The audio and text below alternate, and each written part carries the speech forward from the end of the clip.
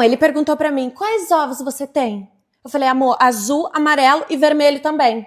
Gente, parece que faz pra me provocar, entendeu? E a fada do dente que virou pra mim e falou que meu trabalho é fácil, que ela trabalha o ano inteiro, que eu trabalho só uma vez no ano. Beleza, mas quem que bota ovo? É a filha da puta da fada do dente? Fadinha do caralho, ó. E aí, vai na corrida domingo? Ah, não vou. Não vou desde que eu perdi daquela tartaruga lá.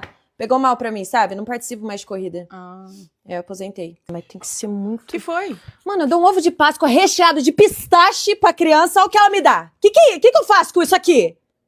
Não responde. A Páscoa não podia ser em julho? Jesus amado, eu tenho que ficar correndo pra cima, pra baixo, botando ovo, não sei o que, minha pressão não aguenta, é muito quente, gente. Fica falando coelhinho da Páscoa e a coelha da Páscoa, né? Porque o coelhinho não faz nada, um machista fica sentado no sofá o dia inteiro e eu que tenho que botar todos os ovos. E outra coisa, fala que o olho dele é vermelho, que ele é coelhinho, não é coelhinho não, meu amor. Esse olho vermelho aí é de outra coisa, depois eu te conto.